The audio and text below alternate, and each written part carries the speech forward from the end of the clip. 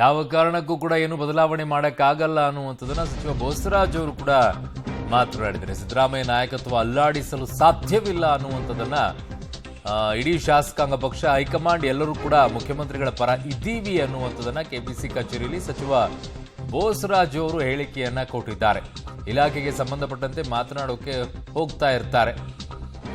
ಸಚಿವರು ಸಮಯ ನಿಗದಿ ಮಾಡಿಕೊಂಡು ದೆಹಲಿಗೆ ಹೋಗ್ತಾ ಇದ್ದಾರೆ ಅಷ್ಟೇ, ಅದನ್ನು ಹೊರತುಪಡಿಸಿ ಇನ್ಯಾವುದು ಕೂಡ ಇಲ್ಲ. ಸತೀಶ್ ಜಾರಕಿಹೊಳಿ ಹೋಗಿದ್ರು, ಮುಂದಿನ ವಾರ ನಾನು ಹೋಗ್ತಾ ಇದ್ದೀನಿ ಅಷ್ಟೇ. ಬಿಜೆಪಿಯವರು ಜನರನ್ನ ಡೈವರ್ಟ್ ಮಾಡ್ತಾ ಇದ್ದಾರೆ ಅಂತ ಬೋಸರಾಜ್ ಅವರು ಮಾತನಾಡಿದ್ದಾರೆ. ಎಲ್ಲರೂ ಪಾರ್ಟಿ ಕಾರ್ಯಕರ್ತರು, ನಾಯಕತ್ವ, ಶಾಸಕಾಂಗ ಪಕ್ಷ, ಹೈಕಮಾಂಡ್ ಎಲ್ಲ ಸಿದ್ದರಾಮಯ್ಯನವರ ಪರವಾಗಿದೆ.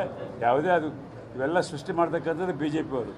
ದಿನ ಒಂದು ಮಾತಾಡೋದು, ಸುಳ್ಳು ಹೇಳೋದು, ಜನರ ದಾರಿ ತಪ್ಪಿಸ್ತಕ್ಕಂಥ ಕೆಲಸ ಜೋಶಿಯವರು, ಜಗದೀಶ್ ಶೆಟ್ಟರು, ಅಶೋಕ್ ಅವರು ಮಾಡ್ತಿರ್ತಾರೆ. ಅದು ಬಿಟ್ಟರೆ ಕಾಂಗ್ರೆಸ್ನಲ್ಲಿ ಯಾವುದೇ ಅಂಥ ಪ್ರಸಂಗನೂ ಇಲ್ಲ.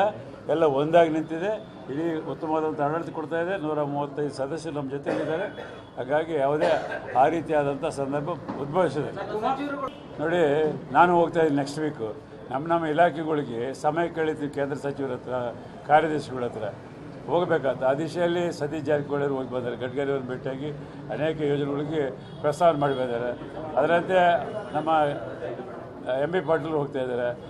ಮೊದಲ ವಾರದಲ್ಲಿ ನಾನು ಹೋಗ್ತಾ ಇದ್ದೆ. ನಮ್ಮ ಇಲಾಖೆ ಸಂಬಂಧಪಟ್ಟಿದ್ದರೆ ಸೋಮಣ್ಣವ್ರ ಹತ್ರ ಟೈಮ್ ಕೇಳಿದೆ, ಜಲಶಕ್ತಿ ಬಗ್ಗೆ ಮಾತಾಡಿ ಬಂದೆ. ಅದಕ್ಕೆ ಎಲ್ಲರೂ ಇಲಾಖೆಗಳ ಬಗ್ಗೆ ಏನು ಮಾತಾಡಿ ಚರ್ಚೆ ಮಾಡಿ ಕೇಂದ್ರ ಸರ್ಕಾರದಲ್ಲಿ ಹೋಗ್ತಿರ್ತಾರೆ, ಬರ್ತಿರ್ತಾರೆ. ಅದಕ್ಕೇನೂ ಇಲ್ಲ.